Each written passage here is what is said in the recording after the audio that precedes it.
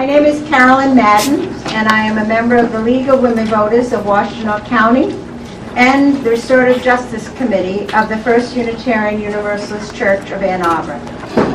I welcome you to the in-person forum featuring Democratic candidates for Washtenaw County Sheriff. This forum is co-sponsored by the League, the Dispute Resolution Center, the Restorative Justice and UU-CIVs of the First Unitarian Universalist Congregation of Ann Arbor. A minister is here, he's happy for the advertisement. And the Washtenaw County Bar Association. The candidates will be on the ballot in the primary election Tuesday, August 6th. The co-sponsors work to expand voter rights and educate voters. We are a nonpartisan organization and are providing this forum as an opportunity for candidates to express their views related to their candidacy. Statements expressed by the candidates are neither endorsed nor opposed by the League or other forum sponsors. Also, we do not certify any candidate responses to questions as accurate. Voters are encouraged to fact-check information shared at the forum. We bring you tonight's forum because we believe deeply that respectful sharing of views on community issues is vital to the functioning of American democracy. Our moderator this evening is Belinda Doolin, Executive Director of the Dispute Resolution Center. Brenda now will explain the format and get us started.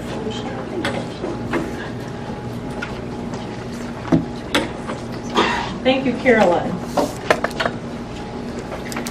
It's my honor to introduce our three candidates running in the August 6th Democratic primary election for the Washtenaw County Sheriff position. Our candidates are Alicia Dyer, Derek Jackson, and Ken McGee. I want to thank the candidates for participating in tonight's forum. The forum will follow this format. Each candidate will have an opening statement of up to 90 seconds. I will ask questions which came from the community. Then I will present audience questions to the candidates. Each candidate will have 2 minutes to respond to each question. After the questions, each candidate may make a closing statement of up to 90 seconds. Candidates are to focus on the issues. Personal attacks are not permitted. At appropriate times, a league representative will indicate time remaining, 30 seconds, and then stop. If you have used up your time, you will be allowed to finish your sentence. If you go over your time, you will be asked to stop in fairness to all of the candidates. The candidates will begin speaking in alphabetical order by last name. Each candidate will have an opportunity to be the first or last to answer the question. Following the questions from myself, which will last approximately 30 minutes, we will begin asking written questions from the audience. For our audience members, we have volunteers in the audience who are circulating in the room with note cards and pens. Please write down your questions and give the card to one of our volunteers. In order to ensure fairness, a question must be addressed to all candidates, and all candidates will have a chance to answer the question. I will read the questions from the audience members. If there is more than one question on the same topic, we may combine them, and we cannot guarantee there will be time to ask all questions submitted. Audience members are not permitted to make audio or video recordings of the forum. We will make a full recording of this forum available to the public. Also, please silence your cell phones and other devices now. Thank you for that. I think we're ready to begin with our opening statements. Candidates? Yeah. We're now ready for the opening statements, and we'll start with Ms. Dyer. All right. Thank you, everyone. Thank you so much for coming. My name is Alicia Dyer, and I am running to be the next sheriff of Washtenaw County because I deeply care about protecting our community, children, and workers. I started at the Washtenaw County Sheriff's Office many years ago and worked as a road patrol officer for many years, mostly in Ypsilanti Township, but as well as Scioto and Dexter.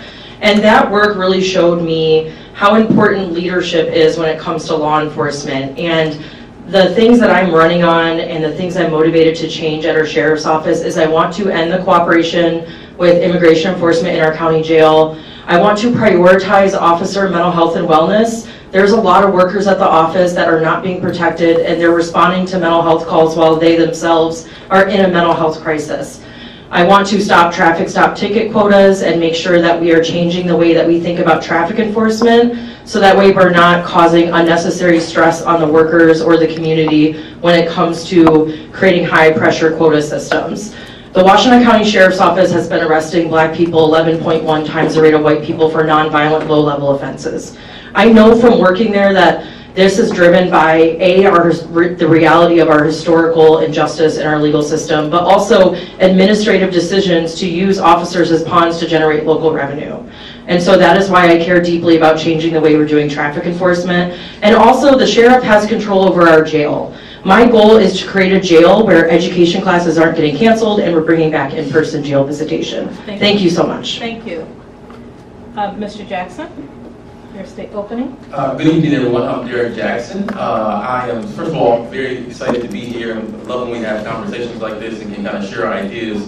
It's hard in 90 seconds to tell you about all the things we've done at the Sheriff's Office. I'm a social worker who became a police officer, and for the last 15 years I've been the Director of Community Engagement at the Washtenaw County Sheriff's Office. 22 years I've had my hands in the soil here in Washtenaw County as a social worker. I started at Ozone House, and I went to work as the Chief Deputy Clerk, running elections for our county, and then this guy named Jerry Clayton was running 16 years ago and came up with this idea that I thought was crazy in the beginning. He said, I hear you, this community guy, what do you think about coming to do what you do in your neighborhood, but do it through a police agency? And it didn't make sense.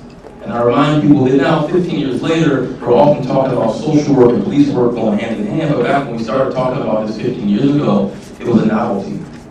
And I know in 90 seconds or less, it's hard to get to really explain my entire story, but when I vote for someone, I vote for someone around values. So I'm just going to share a couple of quick things in my 30 seconds that I have left. The very first thing I did at the Washtenaw County Sheriff's Office when I got hired here was start a street outreach team of individuals who had sit off to prison who had committed harm in our community, because where I grew up, I knew that those individuals were trusted advisors who would do something different and miraculous in our community. And we've done a lot of great things. I'm not talking about small little policy changes, I'm talking about things that change the soil in Washtenaw County. And so I'm running to build on those things that we've done in the past to hopefully lead us to a brighter future for tomorrow. Thank you. Thank you. And Mr. McGee, your opening.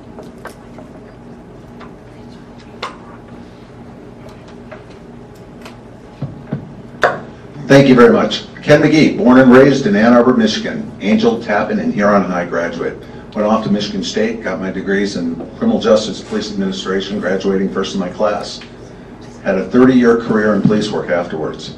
Why am I running for sheriff? I've seen a lot of changes over the years, and I have 30 years plus experience that I think can make change even better. I've seen some of the things that have occurred in our county. I'm concerned about the opioid overdoses. I'm concerned about the gun violence, and I have strategies to combat both. I'm concerned about some of the things, for example, what Ms. Dyer talked about, marginalization of our youth in regards to traffic enforcement. I've created a plan. It's called traffic education versus traffic enforcement. I know I have a plan that will help individuals in those kinds of situations. So let's talk a little bit more about the background, and that is, I worked overseas as a federal agent for 6 years. I'm a fluent Spanish speaker, which helps in this position as well, being able to communicate with our community of Hispanic speakers. Additionally, when I look at my career, I've been involved in some of the world's greatest cases, from Pablo Escobar to the terrorist attack at the Atlanta Olympics and the bombing. I testified against the Olympic Park bomber. I've taken down an FBI top 10 fugitive, done a lot of things in my career, and I created a lot of strategies. It hasn't all been enforcement. It's been about drug education and suicide prevention as well, some of the nonprofit organizations I've worked with. We'll get an opportunity to speak more about some of the platform issues. I'm happy to be here and look forward to sharing some of my ideas with you. Thank you. Thank you all for your opening statement. Okay, right. I think we're ready to get started. Okay, with our questions. And we'll start with Mr. Jackson with the first question. The question is, Michigan law entitles a jailed individual to vote if awaiting trial, or awaiting sentencing.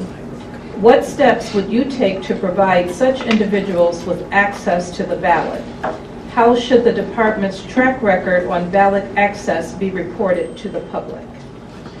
Yeah, so this is, I mentioned before that I was the director of elections in Washtenaw County, so elections are something that I ran for the entire county that are near and dear to me. So when we came here, one of the things that we did was make sure that those who are incarcerated knew their rights and had access to the ballot. And so oftentimes when I speak, it's not about these lofty promises that as sheriff I would do this. It is about, let's just look at the track record of the things that we have done and how do we evolve it to move forward in the future. So right now in Washtenaw County, those who are incarcerated have access to not just the county clerks to register to vote, to get an absentee ballot, but they also get access to the Secretary of State. We're one of the few counties in Michigan where the Secretary of State's mobile office comes into our jail and provides driver's license, they can renew their registrations. So we give individuals direct access. So we've already been doing that. They get access to the ballot. The one piece that I think we need to improve is, just like we're doing here today, it's one thing to have access to a ballot to vote, but what about the issues that are on the ballot, the individuals that are on the ballot? How do we make sure that we're educating them so that they're educated about what they're actually voting on? So again, I don't even need 2 minutes. I can just say we're already doing it. People do have access to the ballot in Washtenaw County, and we were one of the first counties in Michigan to actually set it up with our county clerk to register and give absentee ballots. Thank you. Mr. McGee, the same question. Thank you. I will continue that exact same process. I don't see any reason why we should change it. I think it's important that these individuals have the knowledge that they're able to vote, and I'm all for that, and I will continue to do that. One of the things I will also do is make sure upon entering the jail, the very first thing that they're advised of, along with numerous other things going on within the jail, is their right to vote. And to make sure that we stay on top of that, number one. Number two is make sure our staff is aware of that. So we provide the adequate training to the staff and make sure that they're aware that these individuals ultimately will have the right to vote. And when election time comes, whether it be the 30 days before the election or six weeks before the election, absentee voting, we'll make it work. So I see no reason in changing that, and I will comply with the law 100% because that's what we do in law enforcement, especially as an executive law enforcement leader, comply with the law. Thank you. And Ms. Dyer, your response. Yes, as a former officer, but also as a former organizer, this is deeply important to me. And the work that Voting Access Coalition for All VAC does in this arena has been extremely helpful across the state. I support making it easier for people in jail to vote. And what I also think would be really amazing that we could do that would be historical here in Washtenaw County is something that Sheriff Swanson did, where he not only made sure that people had access to the ballot and could vote, he actually had a public forum in the jail. And so being that the sheriff's race will directly impact people that work in the jail from the correction side of things and people formerly incarcerated, I would love to have one of these forums in our county jail. And when people have brought this up in the past, they were told by some of the administrators that it's just really hard to do that and it's not possible, but then Sheriff Swanson did it. And it proved that we can actually do these things. These things are not just hopes and dreams and lofty ideas or goals. These are actionable items that we can implement in our county jail. The other thing I'll say from an implementation standpoint is we need to make sure that our corrections officers are being supported for their mental health and wellness, because if they're not properly trained, if they're working 16 hours back to back to back, everything goes out the window in the jail. Our jail has frequently been going into lockdowns, and the majority of our educational classes in our jail have been canceled. And so there's a lot of infrastructure issues in our jail that we have to focus in on as well. So as sheriff, just to be clear, I will heavily support voting in the jail. I would love to partner with VAC to increase education around voting, as well as do some more work around reentry and in-person jail visitation. And I would love if my opponent, who's currently in the sheriff's administration, I would love to work together with our sheriff's administration now to make a sheriff forum in the jail for this race. I think that would be really historical and be really impactful. Thank you. Thank you. We will move on to the second question, and we'll start with Mr. McGee. Please describe your experience managing people and budgets, including the number of individuals supervised and the size of the budget overseen. I started supervising individuals back in the 1990s when I was a backup supervisor in Bogota, Colombia, on the search for Pablo Escobar, the world's most notorious drug lord. Subsequently, I raised through the ranks. I've got well over 25 years in law enforcement executive experience supervising individuals. I've overseen budgets of well over $60, $70 million. I've supervised hundreds of police officers, hundreds of federal agents, to include task force agents spread throughout the world, to include individuals that are local police officers assigned on various law enforcement operations with the DEA and other federal agencies. So when it comes to law enforcement experience, well over 2 decades of leadership. And I think that's extremely important in this position because you need somebody with experience to run a law enforcement agency. And I had that experience because it's not just managing employees, it's coming up with strategies and being creative in regards to what we do to fight crime. Because at the end of the day, our mission is to protect and serve. And there's been way too much crime in Washtenaw County, and I've got solutions to take care of it. I also have the ability to mentor others, and I do that quite frequently, and assemble teams of individuals. And that's where I mastered the ability to not only mentor people, but to build these relationships that we were able to target criminal organizations as well as create strategies to combat crime. So with those leadership qualities, in the years that I've been doing it, I know that I'm far above my opponents in regards to this area of expertise. Experience matters. If you don't have experience, and I faced everything from terrorist attacks to shootings to you name it, I've been in the middle of all of it. So I have a hands-on approach from the very lowest level where I've been on the ground to the executive level where I've been able to protect and save lives enormously. Thank you very much. My proudest accomplishment was when I led the organization and worked with the Secret Service to protect President Barack Obama. We supervised over 1,000 police officers on that. Thank you very much. Thank you, Mr. McGee. Ms. Dyer, your response. Yeah, so I worked as a road patrol deputy, and I'm the sole candidate in this race that actually worked in operations at the sheriff's office. And I think that is extremely important because you understand how your budget actually plays out. The other big thing I'll say is we need more transparency and accountability at the sheriff's office involving our budget, and I have been working with local community groups to make that happen. I really believe that the portion of our public safety and mental health millage that the sheriff's office gets, it has to be more accountable to the public.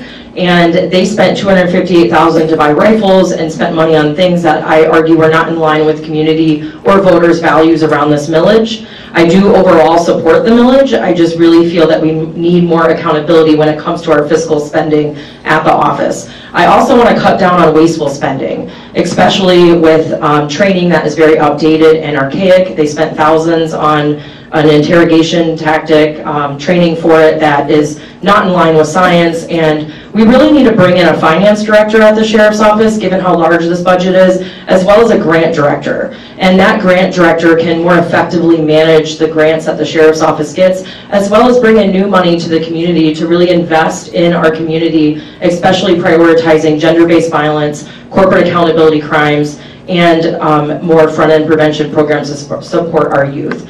Also, I'm running a campaign that has a large budget.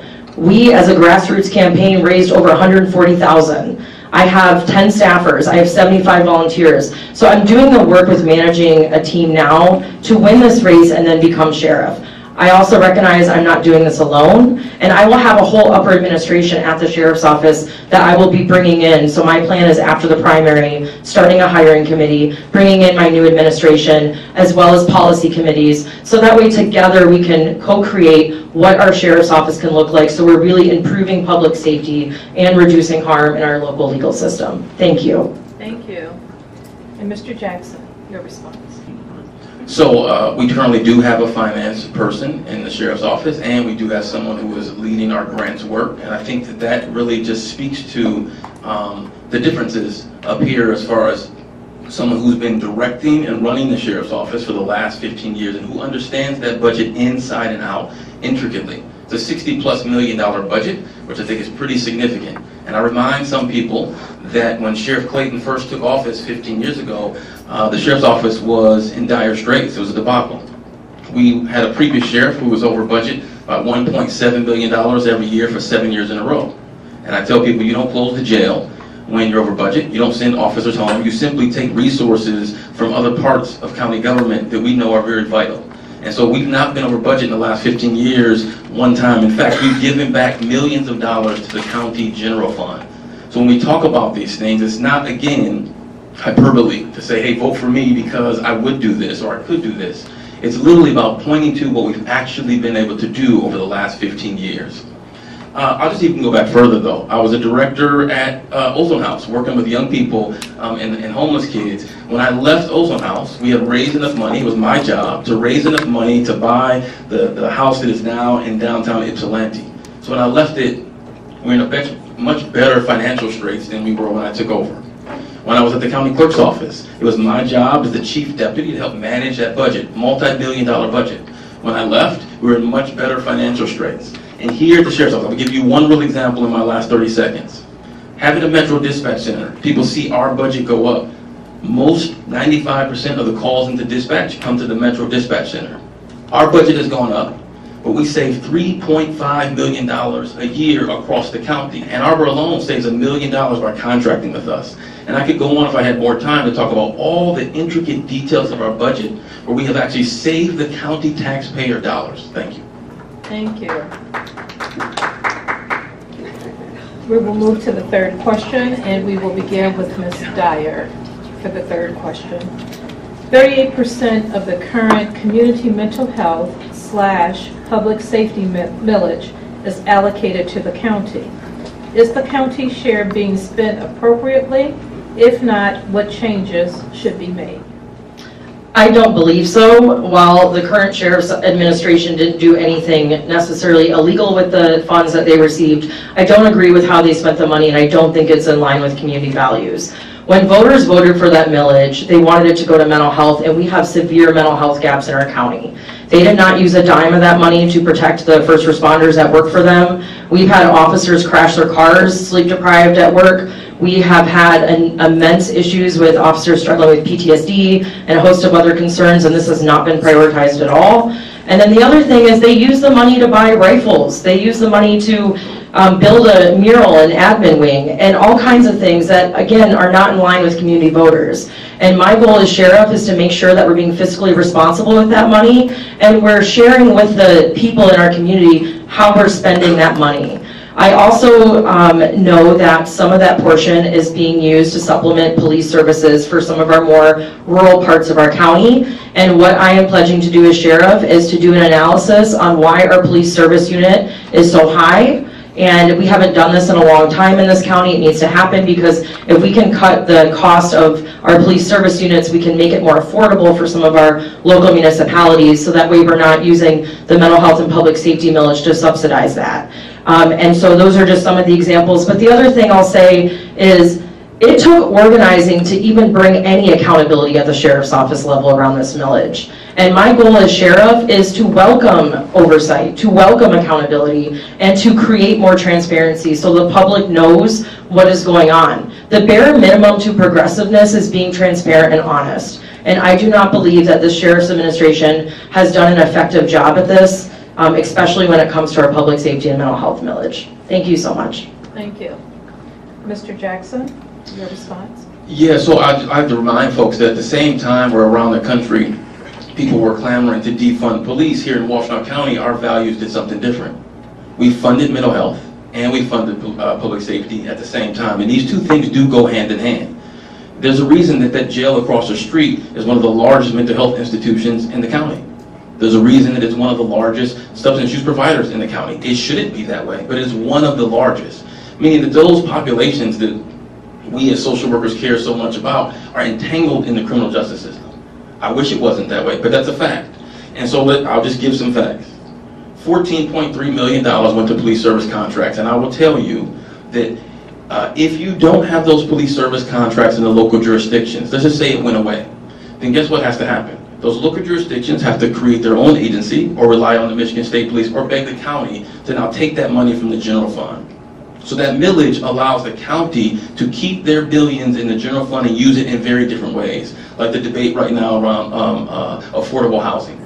prior to the millage, that money was coming out of the county general fund to the tune of $4 million a year. Imagine Ypsi Township creating their own police agency. Now they have their own retirement, longevity, hire their own officers. The same things that we've been doing regionally here in Washtenaw County to save that money, like around dispatch, the example I gave. Imagine doing the opposite and walking backwards and having these small local agencies now. $5.3 million to diversion, deflection, and reentry services. So when we say we haven't spent this money on mental health around diversion, deflection, reentry, it's just not accurate. We haven't done the best job in talking about it. It's a complex millage, but I would tell you that we are one of the premier law enforcement agencies, not only in the state. People from around the country come to see what we do in that jail and on the road and how we do it. Why? Because the millage allows us and gives us the resources to put a social worker and a police officer in a car, to have a 24/7 crisis line in Washtenaw County. Thank you, Mr. Jackson. Mr. McGee, your response. Let me start by saying I'm all for the community mental health millage, period, 100%. But like Kennedy Dyer, I see concerns in regards to the way the money has been spent. But this gets down to the core thing when I talk about one of my platform issues, accountability and transparency. One of the things Kennedy Dyer talked about was pushing to try and get all the information out, exactly what was going on with the community mental health money. And it was hard to locate that information. And there's a reason why, for example, Ypsilanti Township right now has been studying getting their own police department. And why? Because it deals with accountability and transparency. When I'm sheriff, all this information will be available immediately. Accountability and transparency, it won't require FOIA requests or anything like that, which are costly to consumers and citizens and people that just want to learn what's going on at the Sheriff's Department. So that information will be readily available to anyone who wants to see it. So accountability and transparency is huge, and that's one of the reasons a lot of people are talking about what's going on with this community mental health millage money. The next thing is the public police service units. When we talk about the police service units and paying almost $180,000 a year for a deputy, a lot of the townships have their concerns about that. And some of the townships and some of the municipalities are saying, give us an exact breakdown on how that money is spent. So dangling the carrot in front of them of community mental health, that their police services are going to go away if the community mental health program goes away, I think that's disingenuous, and we shouldn't treat our out-county residents and political leaders that way. It's a scare tactic and it's fear mongering. And that's the way I look at things when it comes to community mental health millage. Do I believe we need it? Absolutely. In conclusion, I spoke earlier, part of my community mental health millage will be used not for some of the things that Ms. Dyer spoke about that were going on, but to take this jail of ours and reorganize the jail the way it is laid out and have a substance use recovery unit within the jail so that those individuals serving time for other crimes can get additional help that they need right when they're incarcerated. Thank you. Thank you, Mr. McGee. The next question will be the last prepared question, and then we'll transition to the audience questions. So, Mr. Jackson, starting with you, please give us an example of a difficult personal or professional decision you made because of a core value that you hold. Without a doubt, I think if you look back, there are two things that I can say. When I first started the street outreach team, the first person I hired was someone we sent to San Quentin prison for 15 years. And imagine the new director at the sheriff's office coming in with someone. I had this value that I know that those closest to the problem are always closest to the solution. I grew up in a neighborhood, and when people look at me now, they say this is not possible, but it's true. But the dope man lived across the street from me, and I grew up wanting to be like the dope man. Never thought about going to college. Why? Because he had the nicest house. He had the nicest car. I was a fast track runner, so he made sure I stayed out of trouble. I wanted to be like him. So if he told me not to do something, I didn't do it. If he asked me to do something, I did do it. Those closer to the problem are closer to the solution. But I'll give you one that I will never forget. Some people tried to get me fired over this. There was a young man that I mentored. He got into an altercation. One of the friends he was with shot at someone. They dropped the gun. The young man that I know picked the weapon up, and he was running. And our officers caught up to two of the individuals, and this young man is off in the woods somewhere. He's hiding out. I show up to the scene. They say, Derek, you know all the kids in the neighborhood. You know this kid. I'm like, absolutely, I know him. I know where he lives. Helicopters overhead, canines chasing him through the woods. I call him, and guess what he does? He picks up the phone. Why? Because of the relationship, because of the trust. We go over there, we make the arrest. Long story short, he tells everything that happens to him. They're going to throw the book at him. And I write a letter. And I knew that for some, they would hate the idea of me writing a letter. But I wrote the letter and I asked the judge, I said, Judge, I know he's done something really horrible. But I hope at 16 years old, you don't throw him, at 17 years old, you don't throw him under the jail. And I got backlash for it. I got backlash from the prosecutor for it. But I could look myself in the mirror and say that I saw value in that young person. And even though there was pushback from some people, I stood by my principle-based decision that was supported by the sheriff and some other folks internally. But that was probably one of the biggest internal issues that I had that really, I think, gave me courage to say, like, this is my values and I'm sticking by it. Thank you, Mr. Jackson. Mr. McGee. And that example right there, an individual takes shots at police officers. I have a problem with that. And so does every law enforcement officer that works in Washtenaw County. And that's one of the reasons why law enforcement officers are leaving Washtenaw County. We're down almost 40 officers starting January 1st of next year. It's horrible. That's almost half the staff. We have a law enforcement crisis we're facing. Let me tell you about a personal decision. When I was a police chief, I received information that one of my officers had a cocaine problem. I did not investigate it. I turned it over to the state police and said, I don't want to know anything until you've completed your investigation. Sure enough, this officer was caught coming out of a crack house in Ypsilanti, possession of cocaine. I went and saw him that night in jail, took his badge, took his gun, told him to report in the morning. He reported in the morning. I ordered a drug test. Of course, it came back positive. I fired him. He came in, saw me crying, saying his mother's disowned him. And I told him, as much as I love you, and much as I care about you as a human being, I cannot have a police officer who has a cocaine problem work for me. I lost a brother to a drug overdose. I'm very compassionate, work very hard mentoring young people that have substance use disorders and things of that nature. But that decision was a very hard decision. I saw my brother in him. I saw my mother in his mother. But I stuck to my guns and I told him, I will try and find you another job, but it can't be as a law enforcement officer. So was it difficult? Yes. Was it the right decision? Absolutely. And that's what you need in law enforcement. People that make the decisions, that won't compromise their values, and that the law enforcement leaders around you respect, number one. And number two, those law enforcement officers that work for you respect. Every officer respected me for that decision, no matter how much he was loved. So those are the kind of hard decisions we make, but I know I made the right decision. And I also know that the most important thing as a law enforcement leader is to have the respect of your troops. If not, it doesn't matter what your message is, you will not succeed. Thank you, Mr. McGee. Ms. Dyer? Yeah, for me, the hardest decision that I've made lately was leaving the sheriff's office and running for sheriff.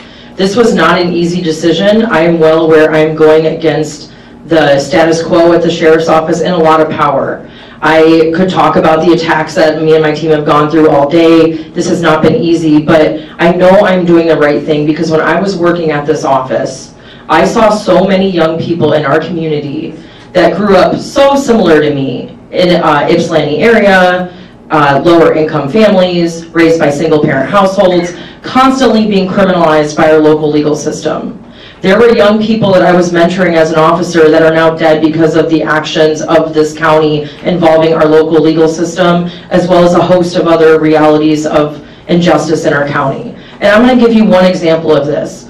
One of the young people that I knew got in trouble first at a really young age because he stole a package off someone's front doorstep when he was in middle school.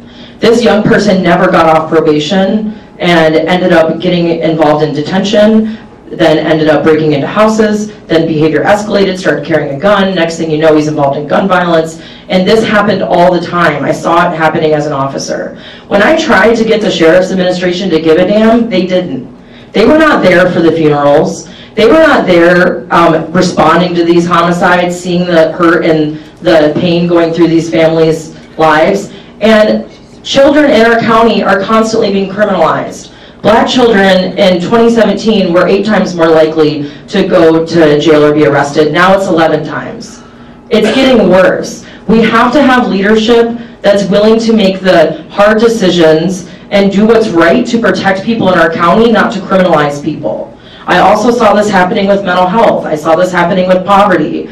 I saw moms using their tax refund to pay off the court because they were getting stopped so much for low-level offenses. And so I know what I'm doing is worth it, but this is definitely a very hard decision I made. Thank you. Thank you, Ms. Dyer. We're going to transition to the audience questions, and the first one is this, and I'll begin with Mr. McGee on this question. What would you concretely do to reduce the disproportionate arrest and pullover rates of minorities, especially black individuals, in Washtenaw County? Well, number one is there would no ticket quota. It goes away.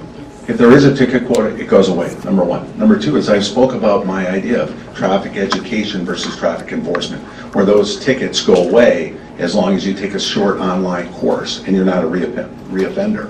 But I would also study the statistical data. I understand that racism and bias-based policing has no place in society today, nor has it or should it have ever. I'm a firm believer. I studied Dr. Martin Luther King. Injustice anywhere is a threat to justice everywhere. It's been on my stationery for years. It's something I live by. So when I look at the idea of what you're speaking about in regards to the disproportionate amount of individuals that have been pulled over in traffic stops, I want to study the data. I want to study all the data and make sure that my officers and my supervisors know exactly what my mission is. And that is no racial-based policing will be tolerated under my administration. I have experience in this. I have experience in studying it. I have created policy. I have experience in enforcing it as well. I've had experience in enforcing officers that have utilized racist comments. And I have a problem with that. Under my leadership, it won't happen. The most important thing that I say that a law enforcement leader can ever do, the two most important decisions is, number one is who they hire, and number two is who they promote. And once you've made that decision, who you hire and who you promote, from that point on, anything you say to them is your mission statement. And racial profiling will be one of my missions to prevent from occurring underneath my administration. And that's all dependent on the people I hire, because I know they're going to respect me, because I've been in their position. I've been in the belly of the beast and I've slayed the dragon. They will respect me, and they will understand that these are my marching orders, and that's exactly the way I'm going to handle that situation. Thank you very much. Thank you.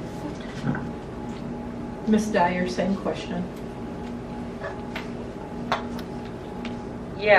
For me, I firmly believe that we need to get rid of the traffic stop and ticket quotas that are often put in at the sheriff's office that creates a really high pressure system for a lot of the younger officers especially. When I was working at the sheriff's office, I was doing events in the park. I was doing carpool karaoke where I would bring a microphone into work and have young people hang out in the park and sing.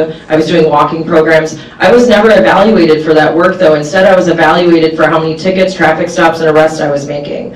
And when you as an administrator evaluate your employees on these punitive metrics, it really motivates them to increase over policing. And so one of my big priorities is getting rid of those evaluation metrics, which do create an informal traffic stop and ticket quota system. And then I want to stop low-level traffic stops. I was an allyship with, I bring this up a lot, Councilmember Cynthia Harrison did work on this in Ann Arbor and got an Ann Arbor traffic stop equality ordinance passed. I heavily support that and would be motivated to adopt something similar at the sheriff's office because traffic stops are dangerous. And I don't think anybody loves getting pulled over. And we know that traffic stops, even if nothing bad happens, it can cause trauma for people. And so what we have in Washtenaw County and what the reality that a lot of people in eastern Washtenaw County are going through is 86% of the revenue generated by the 14B court is from fines and fees. So we have to do more to make sure we're reducing unnecessary contact with law enforcement through traffic stops. I also support better training. When I was in the training at the sheriff's office, I had one of the officers say, if you see a white girl and a black guy in a car, that's a good stop. These are things that officers are saying. And so we have to do better to train and to stop that behavior from happening, because you can't say we have a progressive training program and then that stuff happens. I also want to end cooperation with ICE in our county jail, which also creates disparities. We have to stop you. Thank you. Sorry. Thank you. Mr. Jackson, same question. Just for the record, quotas in Michigan are illegal. We don't have quotas at the sheriff's office. I'll point to a couple of facts, and getting pulled over is horrible, right? You don't have to take my word for it. Go to the data and information dashboard. All of our data is public. You can do it on your phone right now or when you get home, right on the sheriff's office website. 27,000 traffic stops in Washtenaw County in 2023. 23,000 of them were warnings, so that's about 14%, which were citations. Of black folks in Washtenaw County, roughly 9,000 traffic stops, 8,000 were warnings, it's about 11%. In Ipsy Township, which is one of our blackest, brownest communities, 6,600 stops, 5,500 warnings, so about 12%.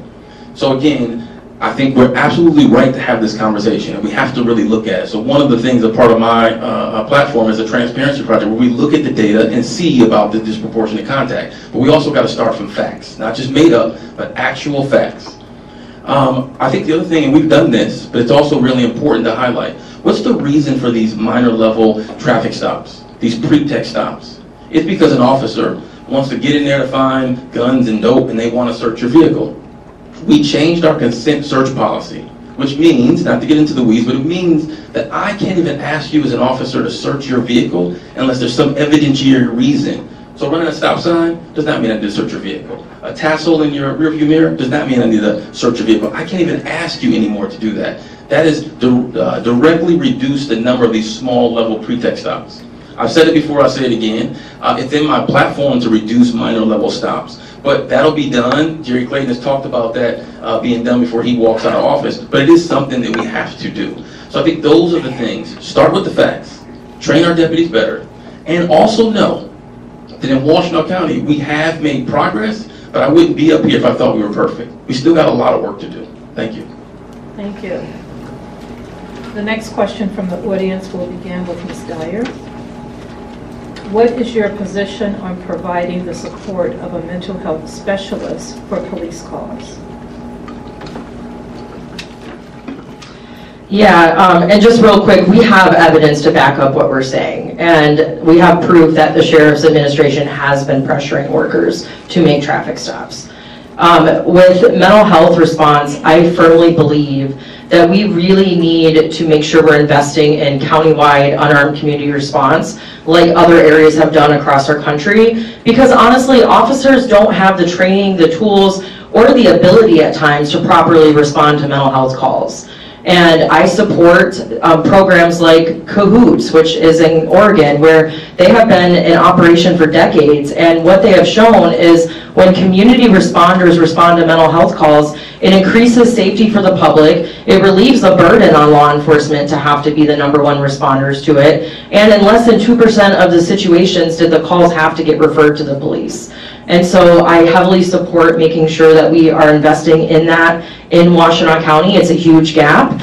And also we need to just support holistic mental health services more broadly, because there are people that, for example, at Community Mental Health, they can only get therapy for 8 sessions. My day job now, I work as a therapist. We have to do better in this arena to make sure that we are supporting people with mental health issues, not just throwing the police at the problem or throwing the police at them. I also believe that the officers internally need mental health support. I will bring in peer-led mental health services for the officers, because they are operating oftentimes in high-stress situations, and it benefits nobody to have officers out here working the streets with a gun on their hip, sleep-deprived with PTSD. So we have to make sure we prioritize that, because as sheriff, you can throw all the progressive training at officers you want, but nothing is going to change if they feel like crap, if they're not taking care of themselves, and if they aren't being supported by the current administration. Thank you. Mr. Jackson, same question. So I love this question because this really has been my job, right? Like, people see me on television talking about the bad stuff that happens in our county, but I'm really behind the scenes the architect that has been able to deconstruct the system and put it back together in different ways. So let me give you just some of the mental health training that we created here in Washtenaw County is now the required training for every single police academy recruit across the state of Michigan. I'll say that again. The training that started here around mental health to help officers understand how to deal with individuals on the street is now required at every police academy across the state of Michigan. The 24/7 crisis line that you can call today instead of calling 911, that was created for the sheriff's office deputies. It works so well for a deputy to be able to just call a social worker 24/7, 365, that then we decided that needs to be a county-wide number, not just for law enforcement. The co-response unit with a social worker and a police officer in the car together, that is happening right now in MC Township, and in June or July it's going to go live countywide. That is happening right now. Sometimes you need a social worker to step up, sometimes a police officer. Something called LEAD, Law Enforcement Assisted Diversion and Deflection.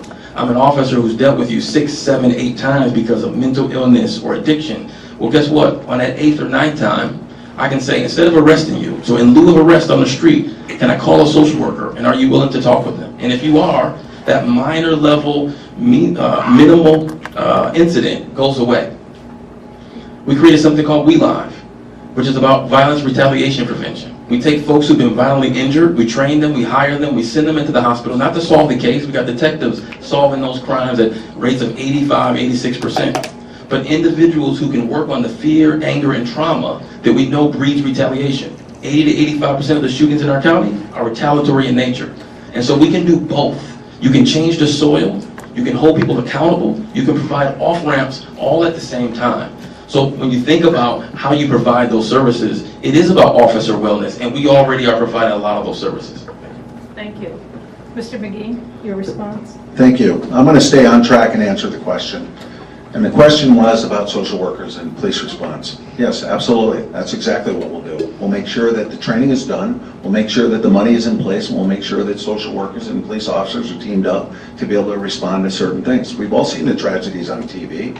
We all know what's out there. We all see the community mental health aspect of things are escalating tremendously. Yes, of course we're going to have social workers that are going to respond with police officers and work very closely. Additionally, training will be extremely important because we can't have a social worker in every police car. We'll continue to do the training. My opponent spoke earlier about the state of Michigan having mental health training that was developed right here at Washtenaw County. That is the same program that makes millions of dollars as a private company, a for-profit company.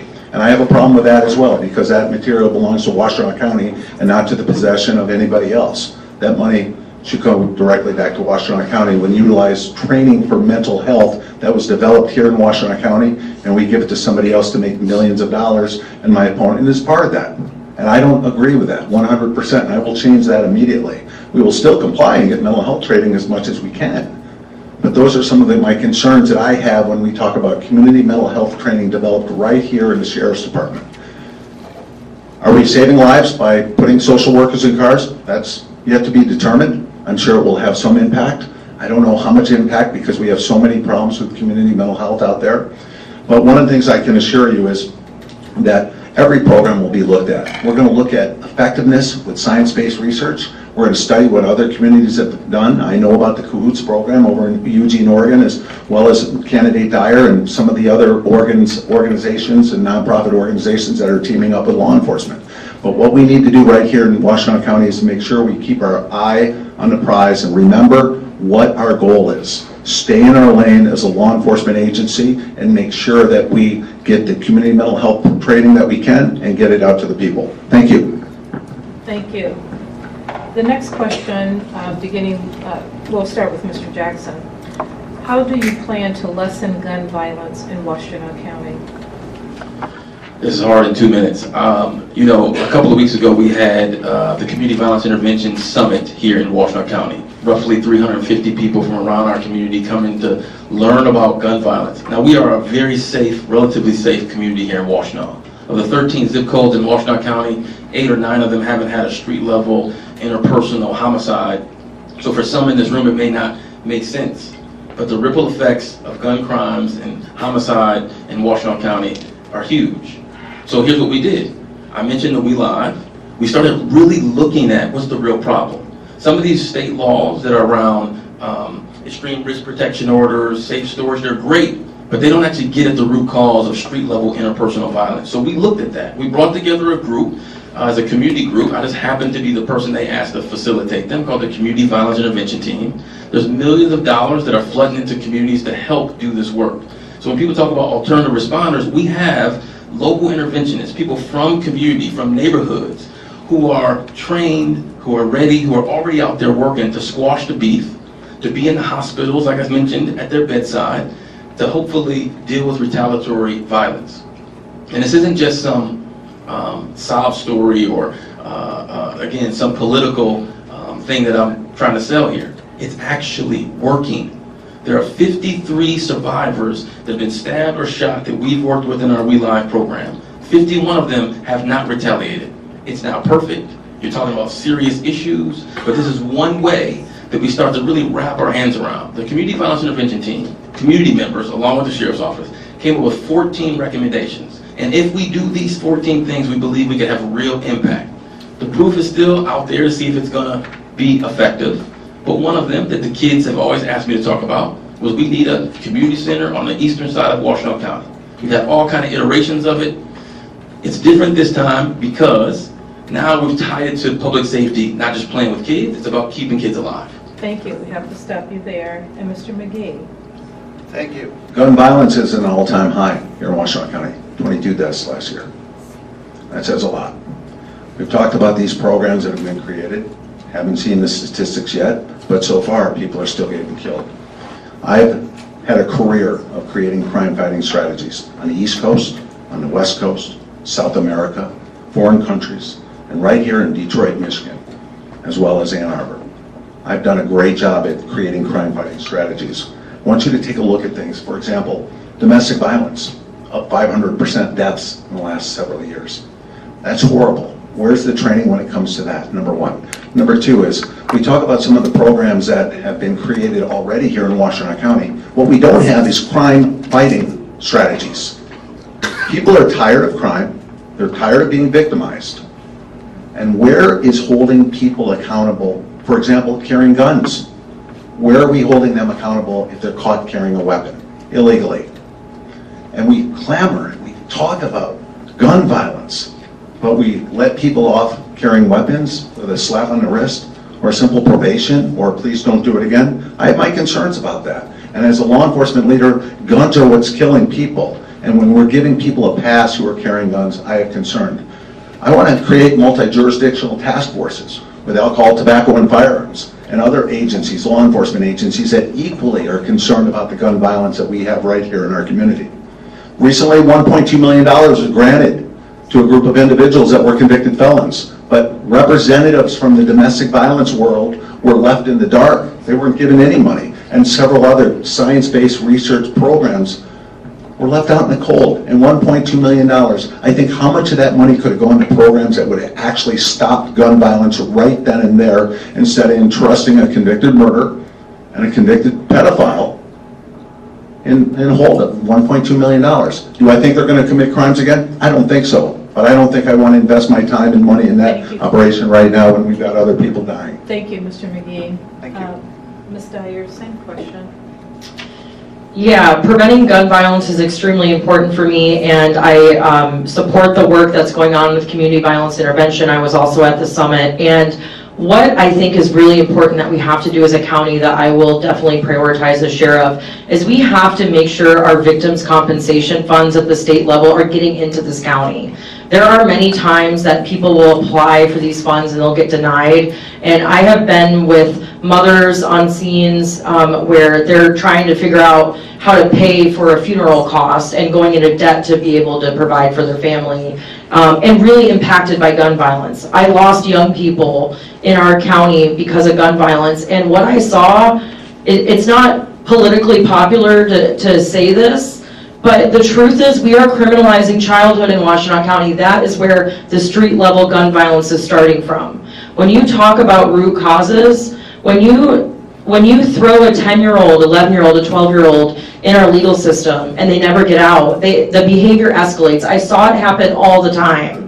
And the young people we were able to completely deflect out of our system, where we were able to use restorative justice, where we were able to get them support, they grew out of the behavior that they were doing that was causing them to get in trouble in the first place. I was a young person growing up in poverty. I was a juvenile runaway. I went through a lot growing up, and if I was arrested one time, I would not be here today running for sheriff. And so the reality is we have to stop criminalizing childhood. And then as sheriff too, I want to share the data with everybody so everyone knows where the guns are coming from that are used in gun violence. And we have to prioritize domestic violence, which a lot of gun violence is also attributed to, that's not looked at enough and largely ignored. And so I really want to make sure we prioritize that, and I will start doing that with our detective bureau, as well as, again, making sure that we get survivors funding for things that happen after the fact, and we're doing better to close cases and investigate before the fact. Thank you. Thank you, Ms. Dyer. We have a few more questions from the audience, and the next one will start with Mr. McGee. It's a two-part question. Will you cooperate with ICE? Under what circumstances? One of the things I'm going to make clear is I do not want our deputies enforcing immigration laws. That's not their job. Title VIII's not their job. We're not going to have them do it, nor can they, nor should they. Nor should they be able to ask somebody for their naturalization papers or their citizenship status. That won't happen under my watch. Now, the question, will I cooperate with ICE? Will I communicate with ICE? We've had this question asked in numerous forums, and the answer is yes. But let me qualify the answer yes. And that is this. If ICE comes to town and is going to do a search warrant, for example, to take undocumented individuals that have warrants for their arrest or for human trafficking, drug dealing, I don't know exactly what, but if they come to town and we ignore them and we've set the precedent that we're not going to deal with ICE and there's a shooting in the community, I think that will be a very tragic situation. Why? We're sending deputies to that scene to all of a sudden back up ICE. We need to know when somebody's doing an enforcement operation in our community. They will come here. Bottom line, they're going to come here. I'm not saying that we're arresting people with them. I'm not saying that we're going to check green cards, things of that nature. I have a daughter. She's Hispanic. She never had a green card. Her mother had a green card, and I would be terrified if my wife, former wife, was in a situation where her green card was checked while we were driving down the road. It just isn't going to happen, and it's not legal, number one. But number two is, if you say that you're not going to coordinate with ICE, period, that's it, you're doing a disservice. And it's thousands of investigations that I've been involved in, thousands, where I've seen the importance of law enforcement agencies communicating with each other. And I see it, it's taught at the FBI Academy, every single police academy. You need to communicate, you need to coordinate. So if they're going to do something here in our community and we don't know about it and somebody gets hurt, and it couldn't just be a police officer, it might be a member of the society, or it might be an undocumented individual. I have my concerns about that. So yes, I hope I've qualified exactly how my operations will work with ICE. Thank you. I do not support cooperating with ICE, and my goal as sheriff is to end the cooperation with ICE. I have been getting attacked on this a lot because my main opponent keeps lying to the public about what we do and don't do with immigration enforcement. And so what I'll say is, in the current sheriff's office policy, while it does prevent officers from asking about immigration status on traffic stops, it is a very low bar. We are still cooperating with ICE in our county jail on voluntary detainers. Voluntary detainers are immigration holds, and they're simply requests from ICE. They're not valid judicial warrants. What is happening is the policy that my opponent crafted at the sheriff's office right now, what it does is it has a number of exceptions and loopholes, which A, run risk of mistakes, but B, still allows for cooperation with ICE in our county jail. This puts the whole immigrant community at risk, and it's not in line with our values in this county. The other thing we're doing to cooperate with ICE in our county jail is we are turning over information to them by participating in what is called the CAP program. And there are other sheriffs across the country that have stopped this. It is entirely possible, and I will be doing this as sheriff, to end cooperation with ICE in our county jail as well as traffic stops. And then here's the other thing about the raids. I was a deputy during the Trump administration when ICE was conducting raids, and there was someone in administration that had to call me because they were worried that children were going to get home from school and their parents were going to be gone. And they sent our SWAT team out with ICE. They also sent deputies out with ICE while gaslighting the immigrant communities and telling them we don't cooperate with ICE. So my goal is to be honest about this and to make sure that we are implementing best practice policy, which I have a draft policy here if anybody wants to talk about it or review it, and make sure that what we are doing is truly keeping immigrant communities safe in our county. Thank you. Thank you. Mr. Jackson? So some of these questions are really difficult to answer in 2 minutes. There's a video that I put out on our campaign page. I would encourage you to watch it, and hopefully we did an immigration forum that they will release the video and you can kind of see this entire conversation in detail. One of the first policies I was asked to work on was the immigration policy. And again, talking about my values, the very first thing I did was reach out to some of the immigrant rights activists in our community and ask them to come around the table and help us to develop the policy. So the current policy in place was co-created. People may not agree now, 15 years later, with all the language, but it was co-created with community. And it is not just our policy, it's the policy of every single police agency in the county. Before the policy, law enforcement in Washtenaw County could enforce immigration. Before the policy, we could ask for your status on a traffic stop. We can no longer do that. Before the policy, we could ask if you were a victim of a crime, what your immigration status was. We can no longer do that. When you're in the jail, anyone in this room can get access to the list of everyone who's in the jail. ICE gets access to that list because it's the public list. I really think it's important that we be clear and honest with folks what's actually happened around immigration enforcement and what's not happening. There was a book written on the ICE raid that was alluded to like 12 years ago, and trust me, if there was another raid that was done in those last 12 years, Dr. Williams would have probably wrote another book. We don't do ICE raids. We should make that very clear to the undocumented community in Washtenaw County that we're not doing that. The last part I'll say about this is, I've already said, and I will continue to say, that 15 years in, I am not the sheriff, although hopefully with your votes I will be. There are things that there are limitations around what I've done and what I would do differently. And the exception to the rule, if you're in our jail and you have a violent offense, that is the one exception where we can make sure that ICE is a safe transfer to ICE. I would change that. So again, we have what we have now. I'm not the sheriff. And that one exception, I would change. Thank you, Mr. Jackson. Our next question will begin with Ms. Dyer. Washtenaw County has a reputation as an open-air drug market. What will your administration do to correct this perception and keep illegal drugs out of our communities? So I firmly believe that we are not ever going to arrest our way out of the war on drugs. We're not going to arrest our way out of gun violence. What we can do is we can make sure that people have the support and services they need.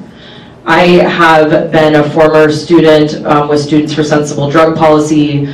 I have publicly spoke at Hash Bash. I have talked about how our culture around the drug war has caused immense harm in communities.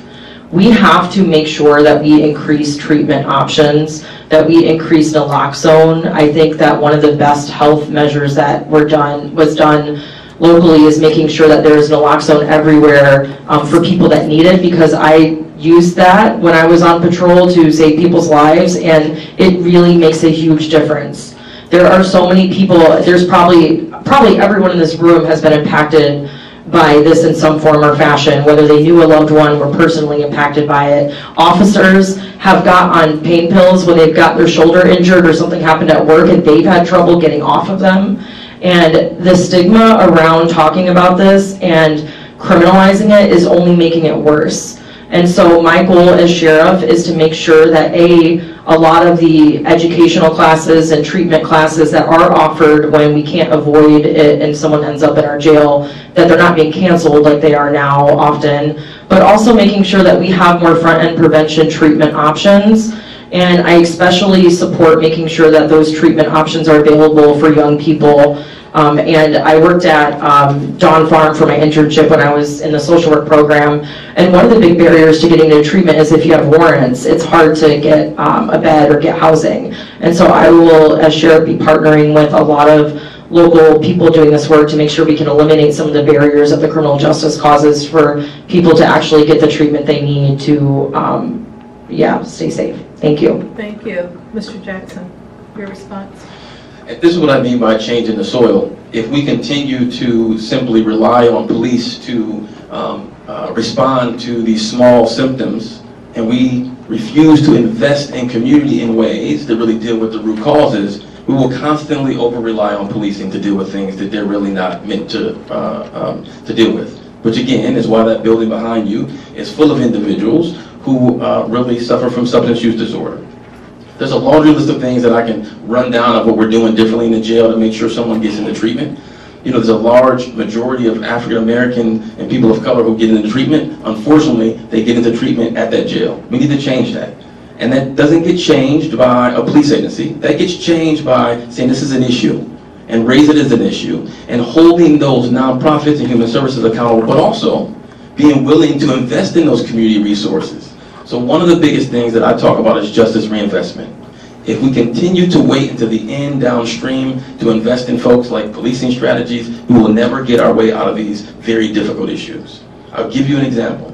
When we started looking, we talked about violence earlier, at some of our shooters, those who had pulled the trigger, we hired someone, an epidemiologist who studies diseases, and we looked at crime as a disease. What she found was those who pulled the trigger, many of them grew up, one of their first interactions with police was because they were in a household full of domestic violence or serious aggravated assaults. What about if we start to deal with that at 4 years old versus when they were 14, 15, 16 years old?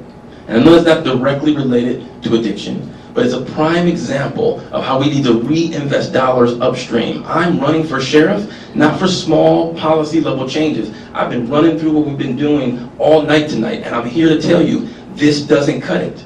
This is not what's going to change the soil in Washtenaw County.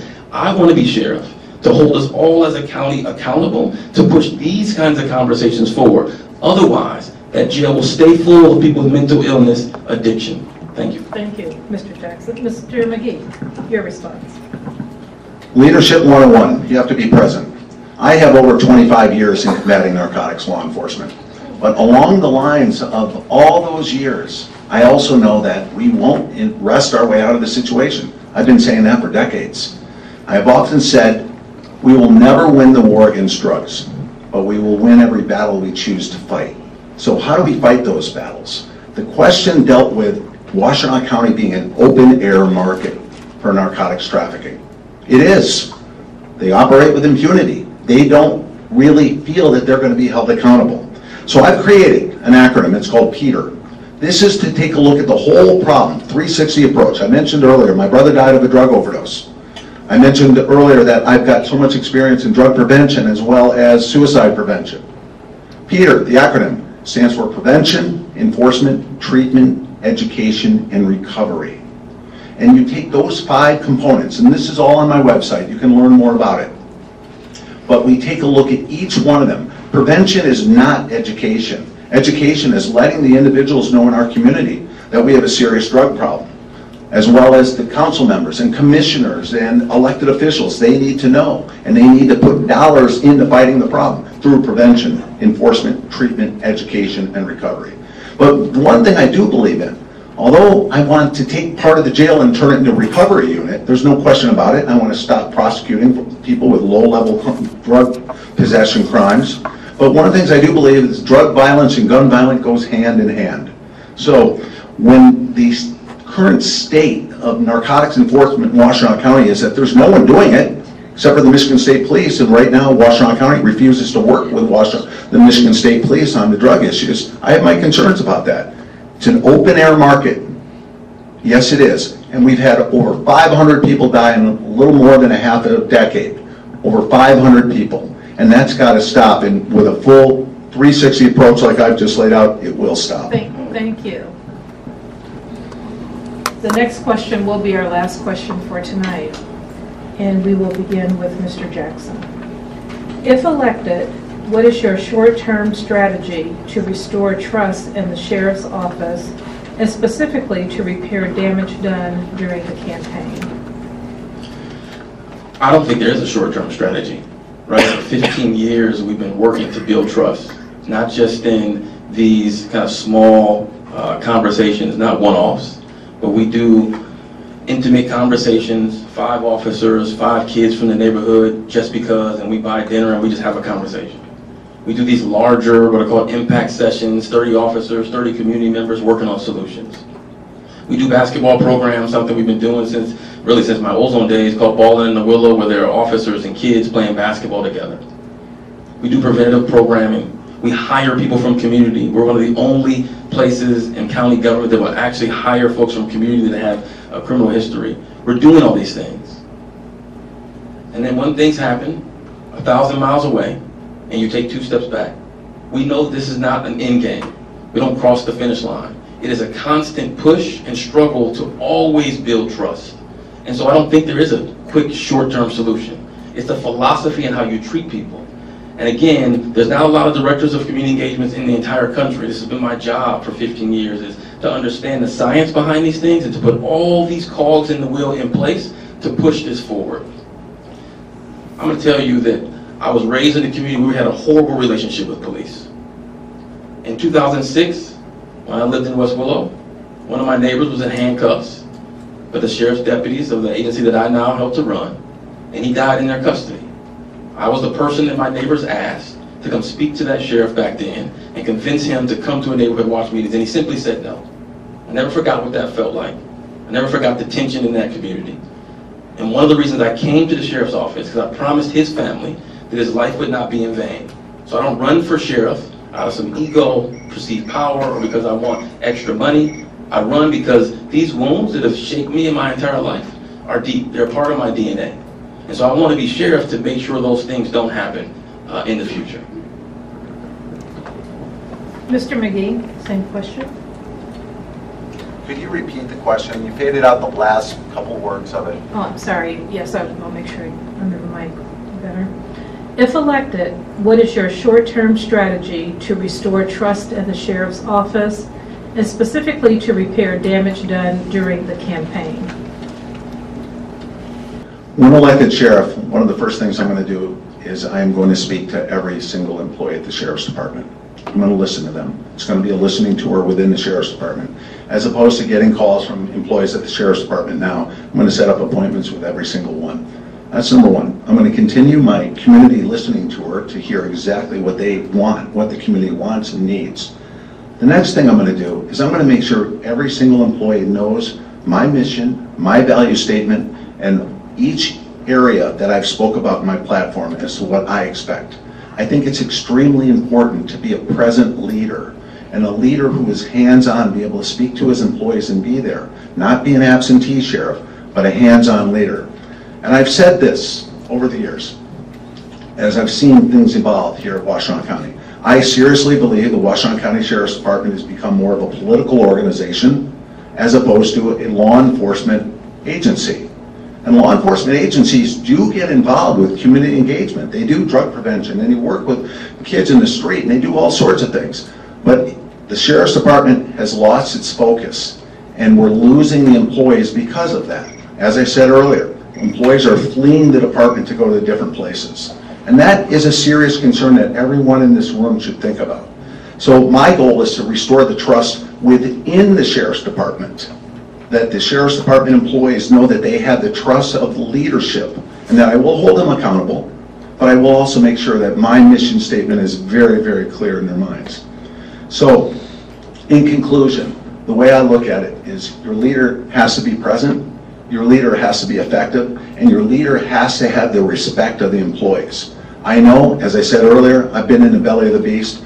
Cops, the entity of a law enforcement agency, is different than any other agency. They look at leadership, what have you done, and how well did you do it, and can you lead us? That's the way a general works in the Army, and that's the way I'll run as a sheriff to make sure that my folks respect me and do the job we ask them to do. Thank you. Thank you. And Ms. Dyer, same question. Yeah, restoring trust for me is number one, telling the truth. We have had, my opponent has lied about policies with the public for a long time. It took 3 public forums and a ton of pressure to even get them to admit something close to the truth. And a lot of employees at the sheriff's office are watching the administrators. They're also seeing my opponent actively campaign while he's working. They're seeing him campaigning while he's wearing a police uniform even though he's never policed. This is eroding trust in the department. The last thing we want is officers doing the same thing out in the community. We do not want our officers getting engaged in politics while they're working. So part of building trust as a leader is holding yourself accountable to the same policies and procedures that you are holding your workforce accountable to. The other thing I'll say externally is I'll continue doing what I've been doing on this campaign trail, is I've been going across this whole county for over a year and a half, asking people what they want to see in the sheriff's office. One of the number one thing that people say is they want a sheriff that's present. They want someone that's going to show up and be there for them in times of crisis. And I'm pledging to do that as sheriff and to make sure that we are more present in the community. I also want to stop low-level traffic stops and the traffic stop quotas and cooperation with ICE in our county jail, because part of building trust is making sure that we are doing our best to protect everybody in our community. I also want to start a corporate accountability crimes unit, so we're supporting our workers when it comes to wage theft and tip theft and a host of other things, as well as prioritizing domestic violence. Building trust is really doing the work. As sheriff, after I win this primary, I'm going to start policy committees and a hiring committees to make sure that the community is involved in this process. And I will simply be honest with the community, even when it's uncomfortable to do, and making sure that we are sharing our data and sharing our policies and training practices with the public. Because to build trust, you have to be honest and you have to be transparent. Thank you. Thank you. And I'm going to ask that we all take a breath, and I want to remind the candidates that we're going to focus on the issues and refrain from personal attacks. At this time, we want to prepare for our closing statements, and we'll be starting with Mr. McGee, then hear from Ms. Dyer and Mr. Jackson, then Mr. Jackson. So for your closing statement, you have up to 90 seconds. Mr. McGee. Thank you very much. I don't consider what I heard earlier attacks. I heard them as facts, and that's what I'll say about that. My closing statement is I think it's very important that people have to understand here that experience is necessary to run a law enforcement agency. I think it's apparent as well when you take a look at the amount of drug deaths we've had, the amount of gun deaths and violence we've had. We don't have any real true crime fighting strategies here. The men and the women who work in the street, they do a great job, there's no question about it. But they feel that they don't get the support that they need. I've heard somebody say that, no, we're not perfect quite yet. Well, I'm looking at things and saying, if you've been doing it for so many years, why aren't we close to perfect? Why aren't we close when we take a look at all these numbers? And people are dying, folks. People are dying, people are getting shot, and there's no real solutions except for some of the things we've heard today, which I don't feel are going to be an effective solution. Why? It's a law enforcement agency. So at the end of the day, you have to take a look at the candidates. There's three of us. Two of them are heavy into social work and very little into law enforcement. Me, I'm a law enforcement veteran, and that's what this is a law enforcement agency. Have I engaged in community engagement? Absolutely, I have. But at the end of the day, I realize this is a law enforcement agency, and I want to keep people safe, and I want to protect you, and I want to make sure that we have a different approach to fighting crime in Washtenaw County, because people are tired of the crime and violence. Thank you. Thank you. Ms. Dyer, your closing statement. Yeah, what I'll say is I'm running for sheriff to truly create an office that will respect and protect our whole community. I worked there for 10 years. 7 years I was a road patrol officer. 3 years I worked in the Marine Division. I have dual graduate degrees from U of M in public policy and social work. And my day job now, I work as a therapist. I am really motivated and excited to bring a new administration into the sheriff's office to really change things, especially change the gaps that I saw. The programs that are going well, I'll keep. I support them. The We Live program, community violence intervention, all of that work I think is necessary. In fact, I think it deserves more support.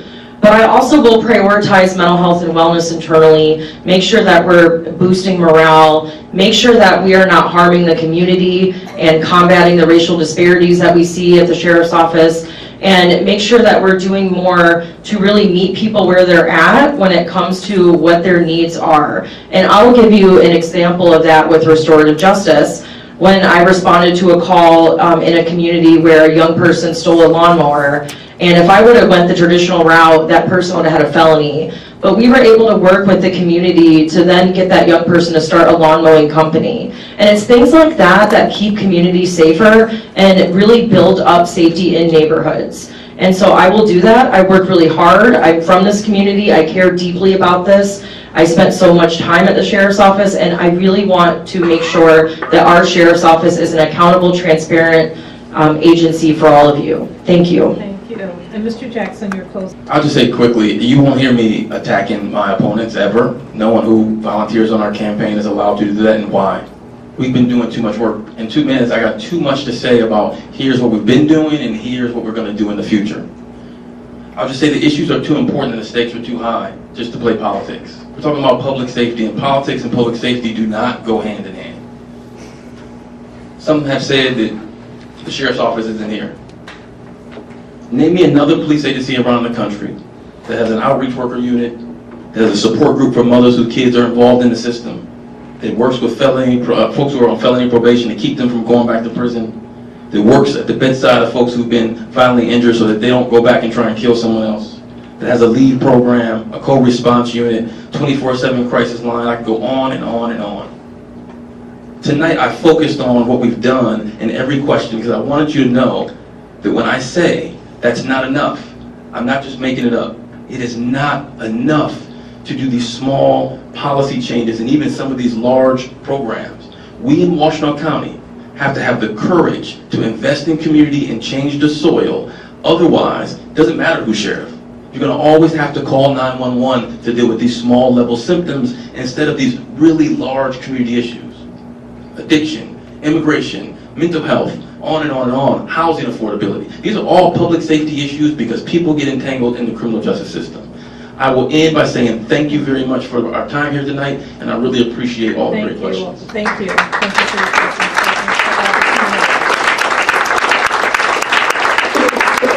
I would like to thank all three candidates, Ms. Dyer, Mr. Jackson, and Mr. McGee, for their time tonight, and thank all of you for your participation and submission of questions. Carolyn Madden from the League of Women Voters and a UUAA Restorative Justice Committee will now provide our closing remarks.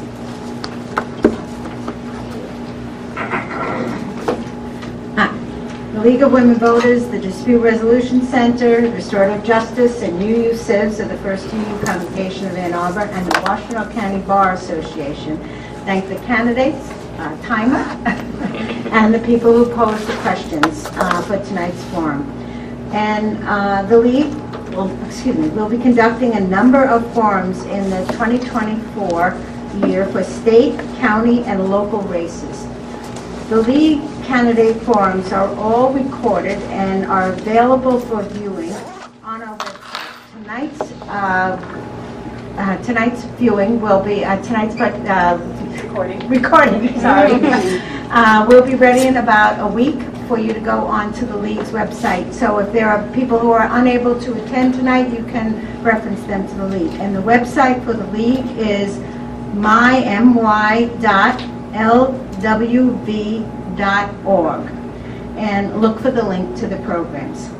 For additional nonpartisan information on candidates and ballot issues, go to vote411.org. Excuse me. The League's voter resource guide covering local, state, and federal candidates and current ballot proposals. Vote411.org. As a reminder, all voters are now eligible to cast an absentee ballot, and Michigan law provides for Election Day registration. Please vote in the August 6th election, and thank you, and have a good evening. Thank you.